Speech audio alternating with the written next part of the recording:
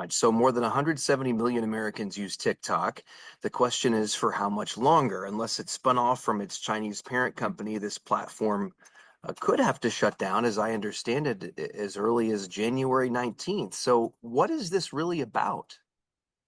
Yes, well, multiple administrations have been trying to deal with what they see as a threat from Chinese ownership of TikTok since at least 2019, when there was reporting in the news that the then Trump administration was reviewing this transaction through the Committee on Foreign Investment in the United States.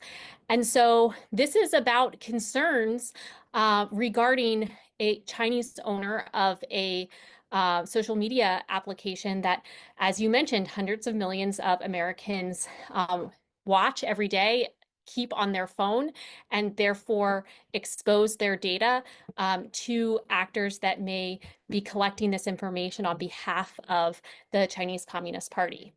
Um, yeah. So if this were to happen, would it removed from the App Store, not allowed to be on the App Store? What Yeah. happens to TikTok Yeah. and the millions of Americans who have it on their phone? Yeah. So it's a really interesting question because, in many respects, this seems quite unprecedented. Although I will say that there is reporting in the news that in the past, the US has kind of required the sale of Chinese ownership in other social media applications that just didn't end up becoming such a prolonged battle. So the one that is most widely known is Grindr. Grindr at one point had a Chinese owner, and they were forced to sell their stake for very similar concerns. And in that case, Grindr was sold, and it was able to continue without any kind the users did not notice a difference.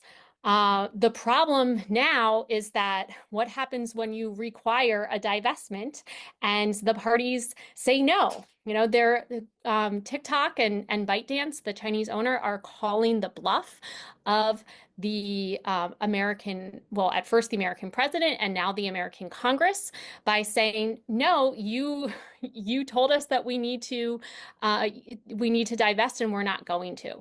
So what we can see in terms of, or what we should expect in terms of, users who are worried about losing access to a social media app that they enjoy or feel compelled to be on all the time, because I'm not on TikTok, but my students tell me how addictive it um, is that we're not going to see kind of a dramatic shutdown where all of the sudden one day you had access to TikTok, and now the next day, January 20th, you no longer have access to it.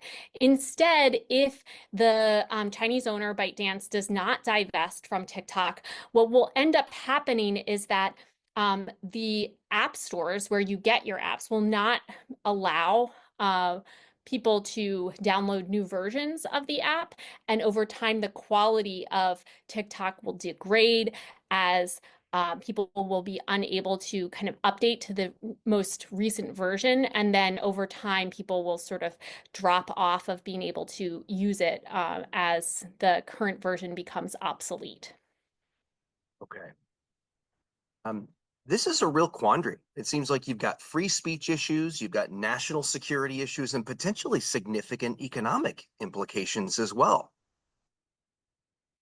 Yeah, so this is why it has been so challenging to come to a negotiated solution. From the standpoint of TikTok, they know that there are a lot of Americans in the country that use the app, that like the app, that are influencers whose daily economic activities are based off of what they do on the app, and they are relying on the fact that it will likely be unpopular among a certain segment of the population to ultimately ban the app. On the other hand, even if ByteDance wanted to sell TikTok to a US buyer, it's unclear if the Chinese government would allow them to do so. Back in 2020, when at that point there was a CFIUS, Committee on Foreign Investment in the United States, divestment order, the Chinese government placed what's called an export control on the underlying algorithm that drives the For You page and makes TikTok so valuable.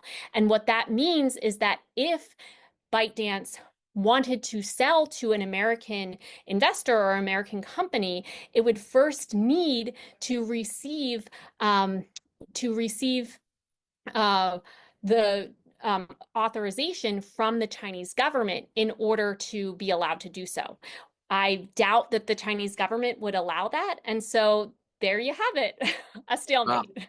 Yeah. So and so for now, it sounds like TikTok is ticking here in the U.S. Yes, it does seem like we're in a final countdown.